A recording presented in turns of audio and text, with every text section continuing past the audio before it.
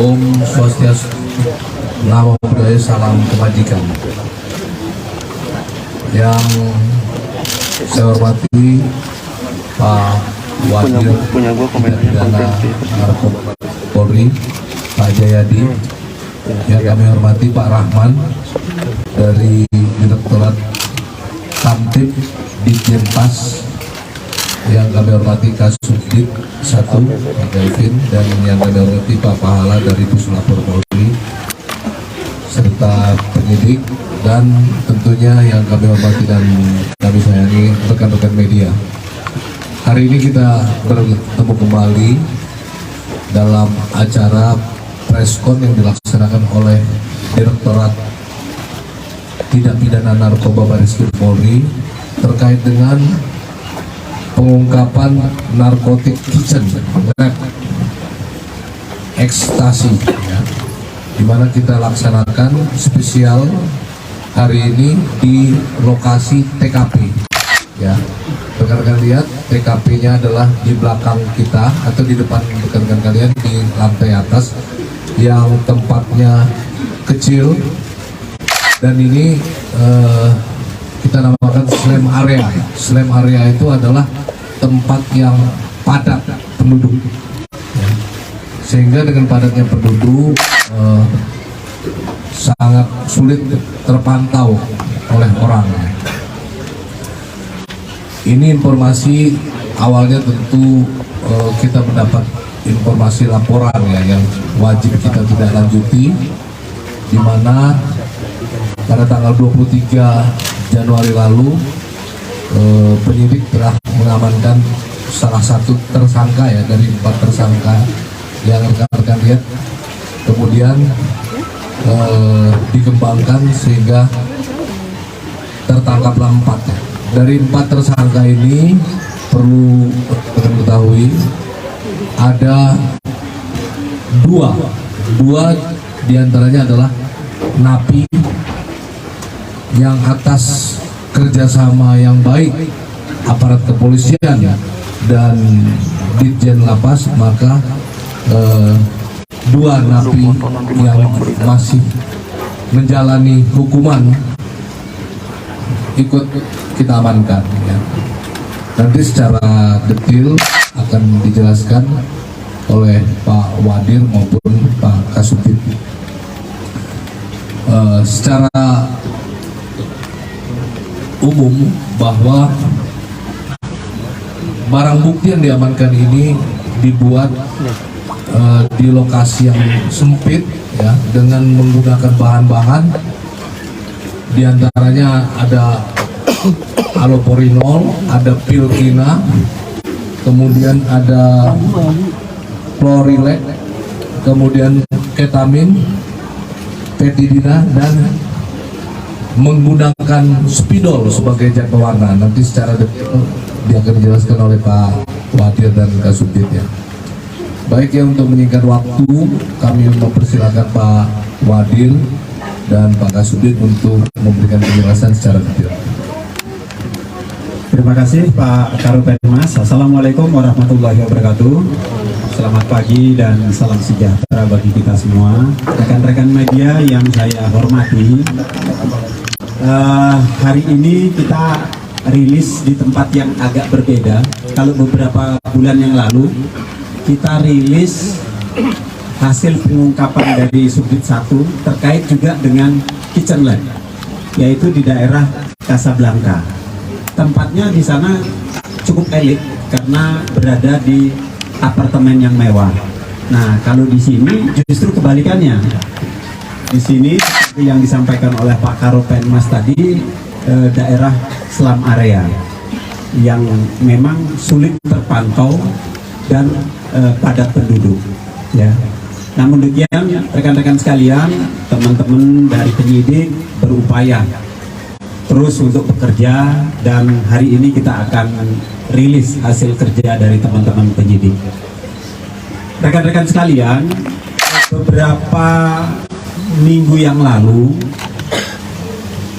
teman-teman penyidik mendapatkan sebuah informasi bahwa di daerah ini, Johar Baru, ada sebuah kitchen lab yang memproduksi ekstasi dengan peralatan-peralatan sederhana. Dari informasi itu, rekan-rekan sekalian, kemudian penyidik melakukan pendalaman terhadap informasi itu. Dan benar, informasi itu didapatkan bahwa ada proses atau kitchen lab yang beroperasi di daerah slum area ini. Nah, bertepatan pada tanggal 23 Januari 2023, tim berhasil melakukan penangkapan terhadap seorang laki-laki berinisial SP yang lokasinya di daerah sekitar sini, kemudian melakukan penangkapan terhadap yang bersangkutan, dan ditemukanlah barang bukti sebanyak 50 butir ekstasi. Dari penangkapan ini kemudian tim melakukan penggeledahan yang dilakukan oleh teman-teman dari Subdit 1. Dari penggeledahan itu kemudian ditemukanlah sebuah kitchen lab. Kitchen lab sederhana, ada proses produksi yang dari bahan baku kemudian diproses menjadi bahan jadi. Nanti akan dijelaskan detail bagaimana prosesnya dari bahan baku jenisnya apa, kemudian prosesnya bagaimana, menggunakan alat cetak apa, sampai dengan proses pemasarannya. Nanti akan dijelaskan secara detail oleh Pak Kasubdit. Nah, dari pengungkapan yang ada di TKP yang pertama tadi, rekan-rekan sekalian, kemudian informasi dapat dikembangkan.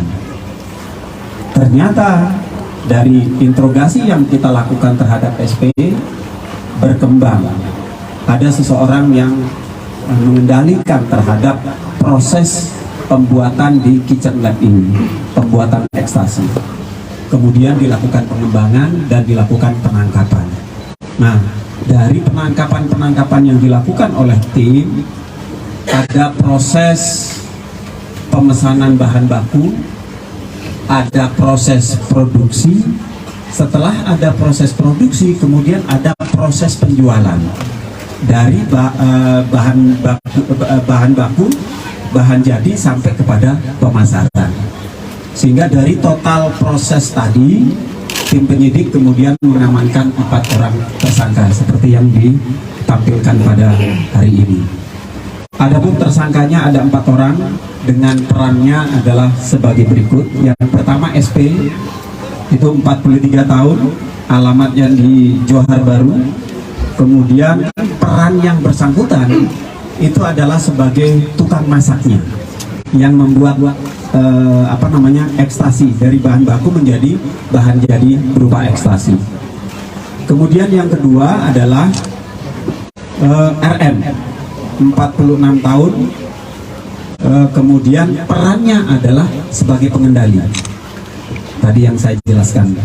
Kemudian yang ketiga MM, 34 tahun, perannya juga sebagai pengendali. Dan yang terakhir MR, 30 tahun, dia sebagai kurir yang bertugas untuk mendistribusikan. Nah, dari proses pengungkapan itu, rekan-rekan sekalian, penyidik mengamankan barang bukti.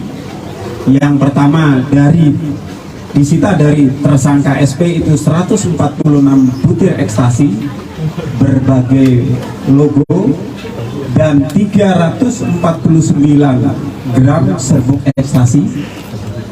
Kemudian disita dari tersangka MR 37 gram tembakau sintetis dan peralatan kitchen lab.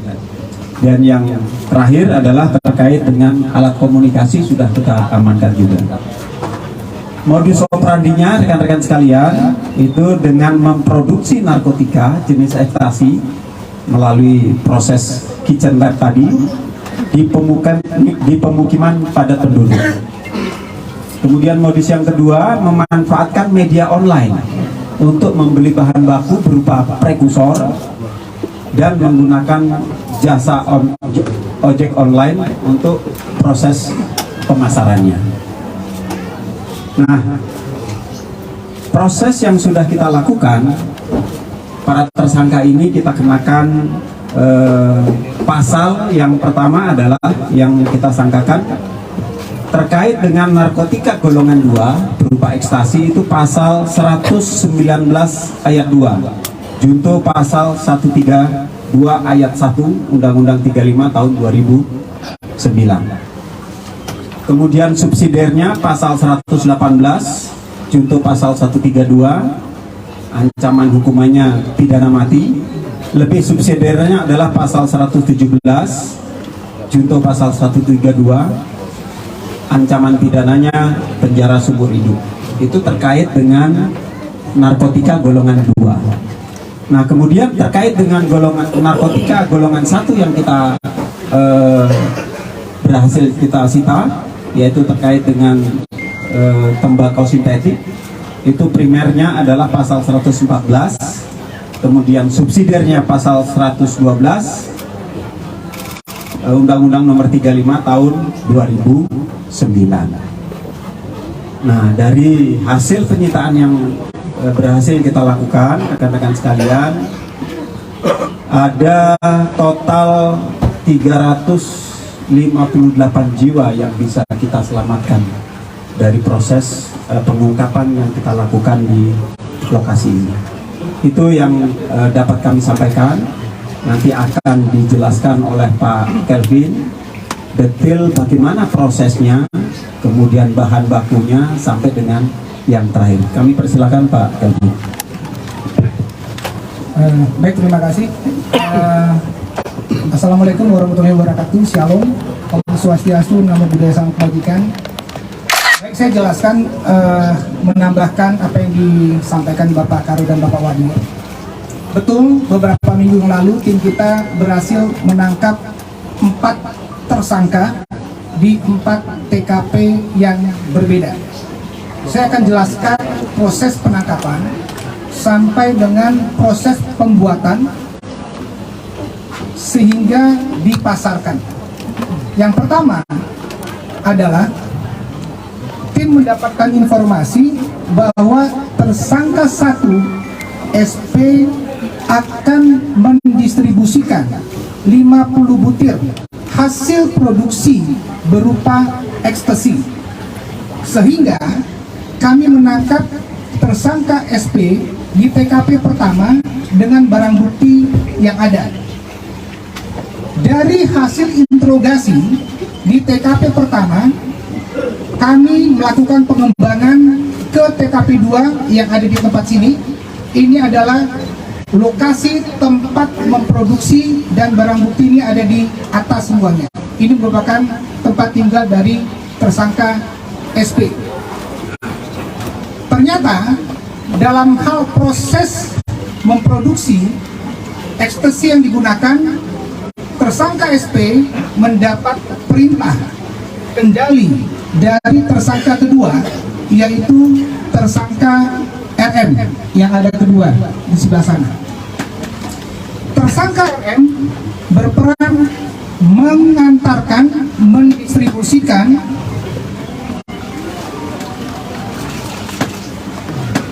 ada setidaknya 5 bahan prekursor yang dibuatkan untuk menjadi ekstasi, butiran-butiran ekstasi. Bagaimana caranya? Tersangka RM menggunakan jasa online untuk mencari barang-barang bahan baku ini, kemudian mendistribusikan ke tersangka SP dengan menggunakan jasa ojek online. Sudah terjadi 2 kali pengantaran bahan ini, dan harapannya setiap pengantaran akan diproduksi 1000 butir ekstasi. Setelah hasil produksi, nanti akan saya jelaskan di depan. Setelah hasil produksi yang dihasilkan ada 3 merek dagang logo. Bisa dilihat, ini 3 logo yang diproduksi dari tersangka SP. Masing-masing logo ada di sini. Kemudian Setelah tugas dari tersangka SP memproduksi, tersangka SP akan dipesankan kembali jasa ojek online oleh tersangka RM untuk diantarkan ke tempat penyimpanan. Penyimpanan yang dilakukan dikendalikan oleh tersangka MM, tersangka ketiga.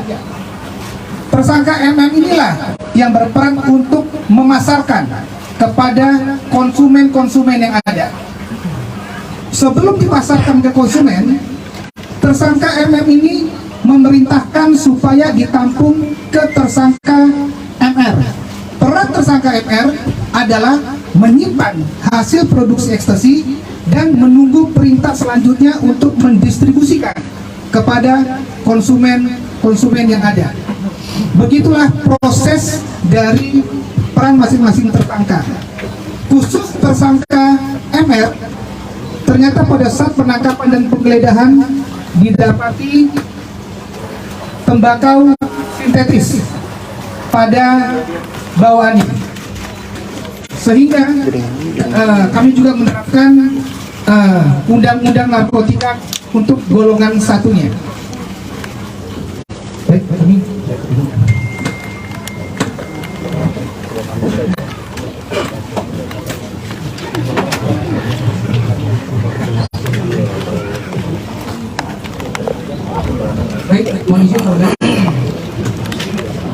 di sini yang menarik untuk bahan-bahan tersebut yang tadi dijelaskan itu untuk peran tersangka SP mencampur dengan menggunakan blender, kemudian hasilnya itu diayak, ditampung di dalam piring seperti ini. Kemudian apabila hasilnya kurang baik dan kurang mengikat, tersangka SP menggunakan untuk sebagai, ini yang menarik, untuk sebagai perekat dengan menggunakan putih telurnya dengan cara mentetes.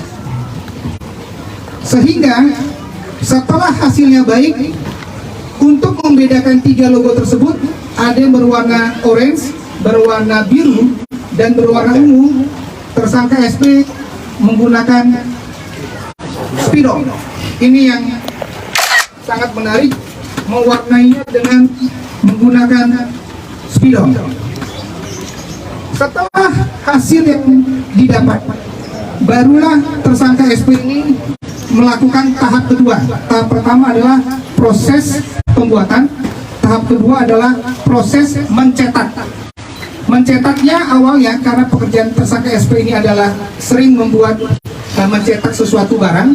Awalnya dia mencetak dengan sepengetahuannya dia terlebih dahulu, berkali-kali gagal, sehingga menggunakan alat cetak yang konvensional seperti barang-barang keramik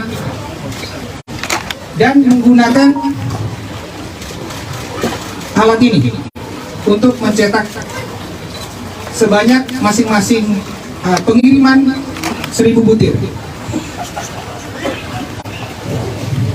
Kemudian tahap ketiga, tahap pertama memproduksi, tahap kedua adalah mencetak, tahap ketiga adalah memasarkan. Yang saya sampaikan tadi, dipasarkan dengan menggunakan jasa online menjemput dan diberikan ke tersangka RM yang menampung dan nanti mendistribusikan ke konsumen dan end user. Terkait dengan barang-barang obat keras dan narkotika golongan 2 yang dicampurkan di sini, efeknya dan yang lain akan dijelaskan oleh tim Lavon.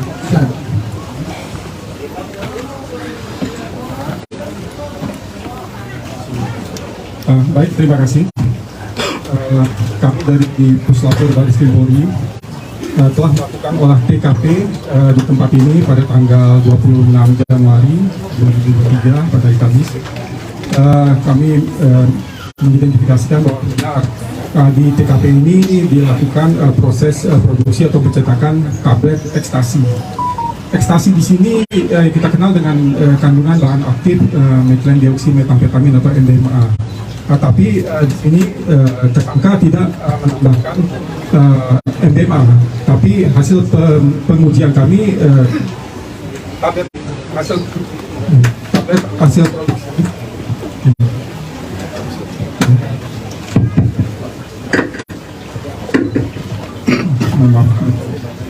jadi hasil pengujian kami, kandungan dari tablet hasil produksi dengan logo LV, Gucci maupun Tesla itu mengandung narkotika jenis petidin.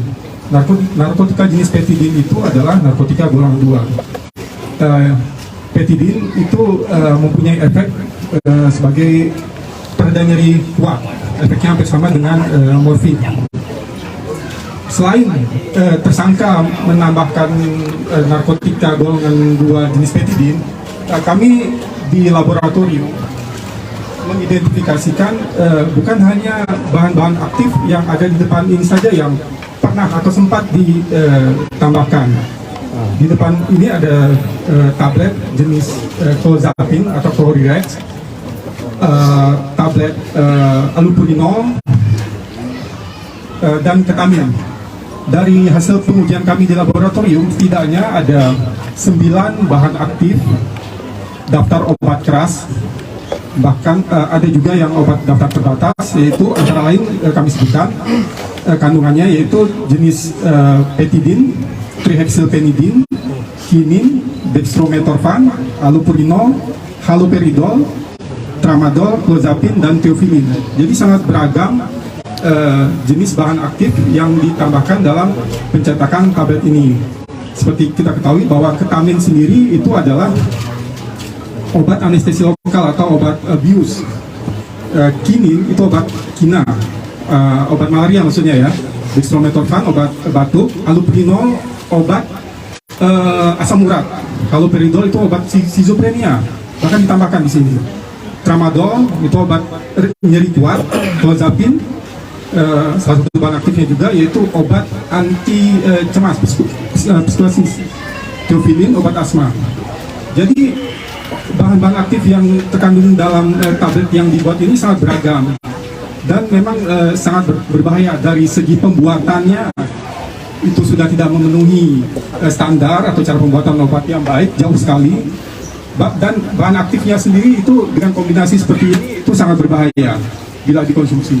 Mungkin demikian dari kami, terima kasih. Baik, kepada Pak Rahman dari Direktorat Kamtip Dirjen Lapas, silakan bila ingin disampaikan. Baik, Assalamualaikum warahmatullahi wabarakatuh. Selamat pagi yang kami hormati rekan-rekan dari Polri yang saya sebutkan satu persatu. Rekan media, kami dari Direktorat Jenderal Pemasyarakatan hari ini sebenarnya patut berbangga dan berbangga hati. Karena apa? Karena pengungkapan ini adalah pengungkapan bersama. Jadi kerjasama yang baik, akhirnya pabrik ekstasi ini bisa kita buka bersama.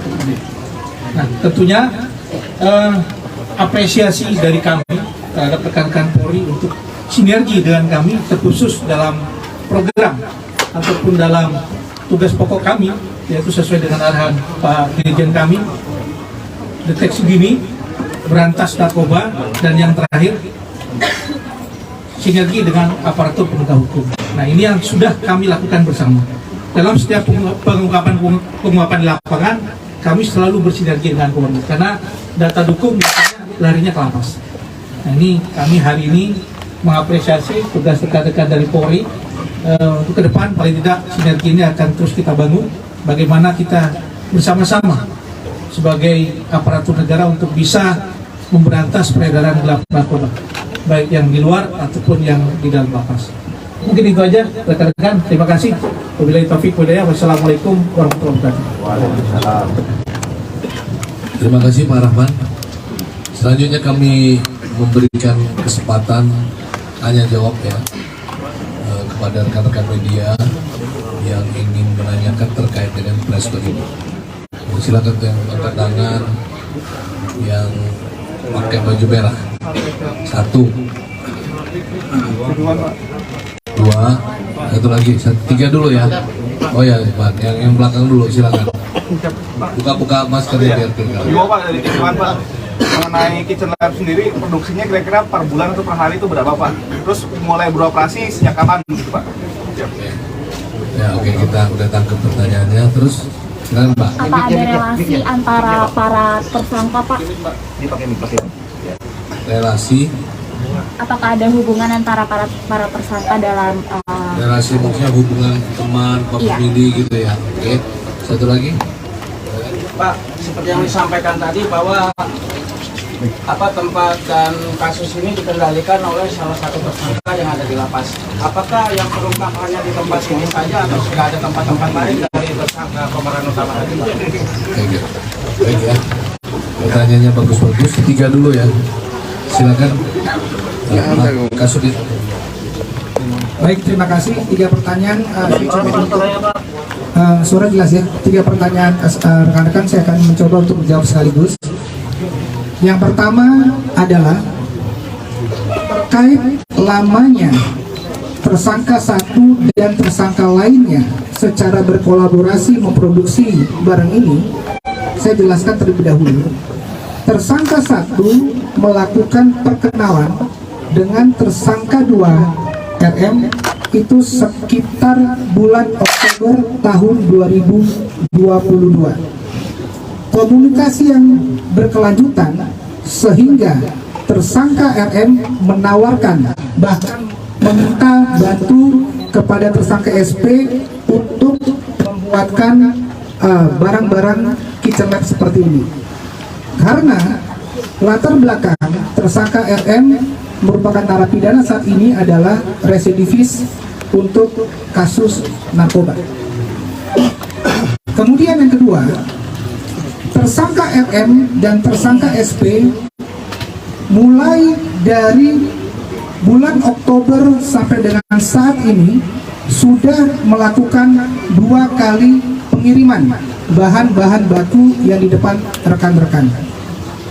Sekali pengiriman bahan baku yang dibuat nanti untuk bahan barang jadi itu sekitar lebih dari 1000 butir. Lebih dari 1000 butir. Kemudian proses pembuatannya ini baru 2 kali. 1 kali pengiriman bahan sudah terdistribusi habis. Untuk pengiriman bahan yang kedua ini sudah terdistribusi oleh sama juga dengan peran-peran tersangka MR, tersangka 4 yang mendistribusikan.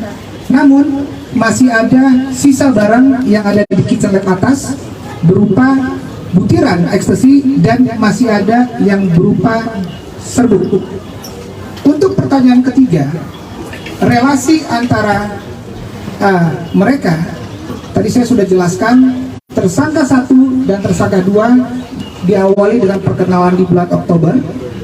Tersangka 2 dan tersangka 3 MR dan MM merupakan sama-sama warga binaan sehingga mereka satu tempat dan mereka inilah yang mengendalikan dan mengkomunikasikan untuk mencari siapa yang memproduksi, untuk mencari siapa yang memasarkan, untuk mencari siapa yang akan menampung sementara, dan untuk mencari siapa pasarnya ataupun siapa pembelinya. Kemudian untuk tersangka yang ketiga dan keempat antara MR dan MR ini masih ada hubungan keluarga sehingga sangat memudahkan untuk menarik di dalam jaringan ini. Saya rasa 3 pertanyaan saya bisa menjelaskan. Terima kasih. Baik. Kita kasih kesempatan 3 pertanyaan lagi ya. Oke, 1 Mbak Leli, terus di belakang 1 lagi, cukup ya? Ya udah, Mbak Leli silakan.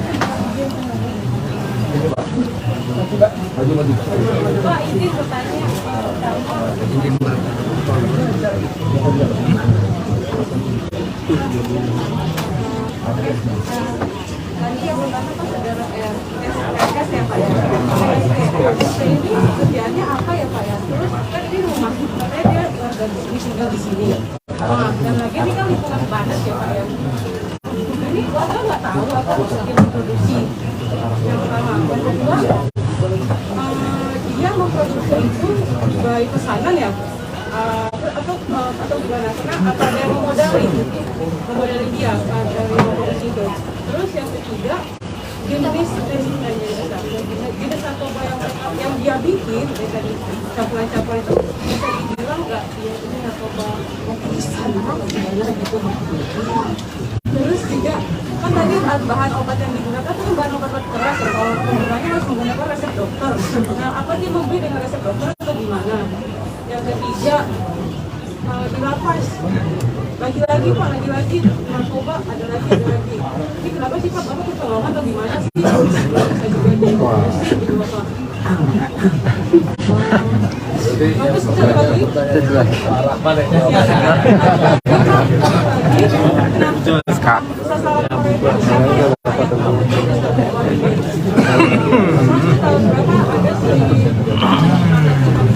tas mana?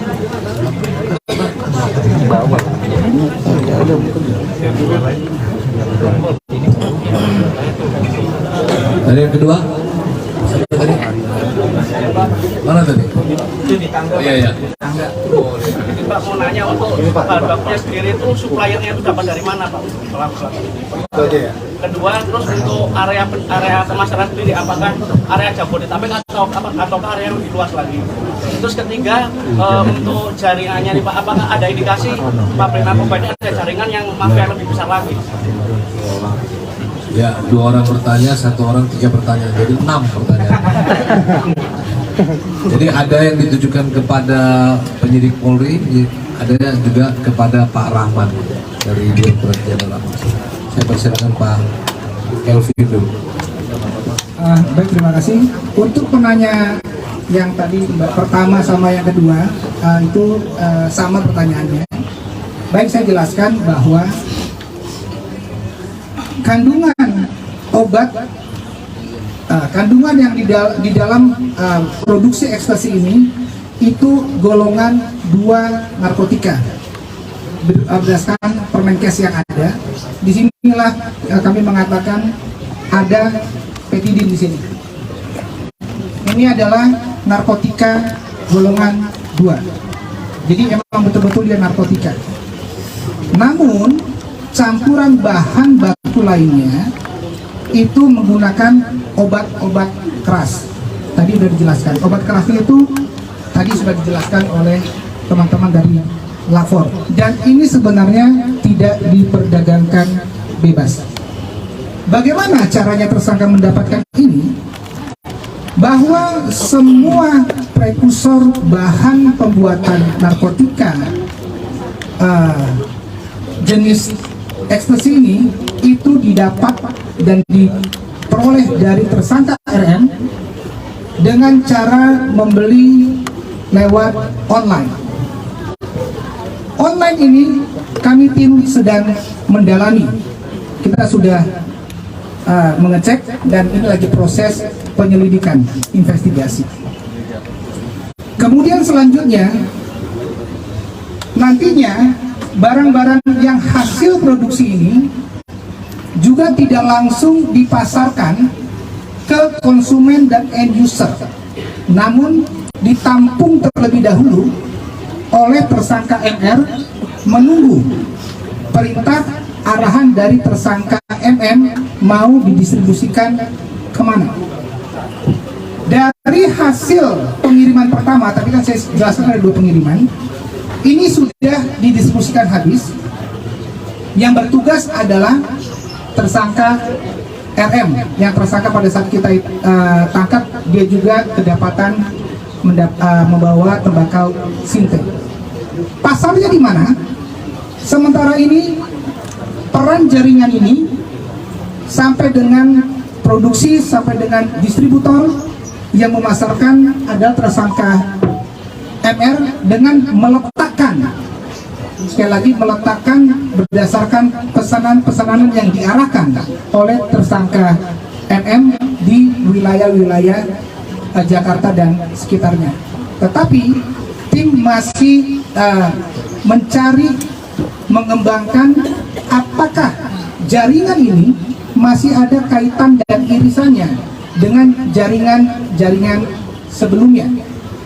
Karena kami dapati ternyata tersangka MM ini untuk kegiatan ini dia mendapatkan mengetahui bagaimana caranya itu dari tersangka narapidana yang lain. Jadi artinya ini masih ada kaitannya dan ini kami masih dalami. Mungkin itu. Terima kasih. Pak Rahman. Baik, rekan-rekan media ya, tadi pertanyaannya Mbak ya. Kalau kita kecolongan, kami melihatnya bukan itu. Tapi kami melihatnya ini adalah wujud kalau kita bekerja bersama. Karena informasi yang kami terima pada saat ada penangkapan di luar, ada nomor handphone yang kedetek di kami, rekan-rekan dari Bareskrim menghubungi saya. Kebetulan saya langsung bergerak ke UPT yang dituju. Kami perintahkan untuk anggota untuk melaksanakan penggeledahan. Dan malam itu juga ada satu unit handphone merek Samsung kalau tidak salah, kami serahkan secara utuh. Dan itu yang membuat sebenarnya pengungkapan kasus ini berhasil. Karena dari data handphone itu komunikasinya terbuka. Nah, ini yang harus kita yakinkan bersama. Kami tidak menutup diri untuk rekan-rekan aparatur penegak hukum. Karena pemasyarakatan secara konsep dan secara teknologi memang kami lemahnya karena kami tidak punya alat untuk bisa mendetek keberadaan handphone.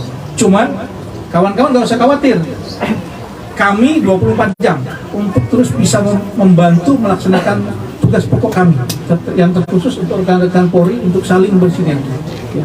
Apalagi rekan-rekan media mungkin ayo, ini adalah sebagai kontrol kita bersama bahwasanya kita bekerja dalam tim karena tugas memberantas narkoba itu bukan kami saja, ada rekan-rekan semua termasuk rekan-rekan wartawan dan masyarakat. Mungkin itu aja, terima kasih. Baik, cukup ya. Terakhir tentu Polri menghimbau ya. Kami telah sampaikan bahwa pengungkapan ini juga tidak terlepas dari informasi yang diberikan oleh masyarakat terhadap Polri, yang tentu kewajiban Polri menindaklanjutinya. Dalam rangka apa? Tentu dalam rangka pemberantasan narkoba ya. Karena narkoba ini sangat berbahaya, akan menghancurkan generasi muda nanti. Sekali lagi kami menghimbau kepada seluruh lapisan masyarakat di seluruh Indonesia untuk berperan dalam bentuk apa? Memberikan informasi ya, tentang adanya praktek-praktek atau potensi termasuk kegiatan-kegiatan produksi narkotika atau adanya transaksi narkotika ataupun narkotika ya, narkotika dan psikotropika, memberikan informasi kepada kepolisian terdekat. Artinya bisa pos polisi, bisa polsek, polres ataupun polda. Demikian atas perhatiannya kita tutup. Wassalamualaikum warahmatullahi wabarakatuh.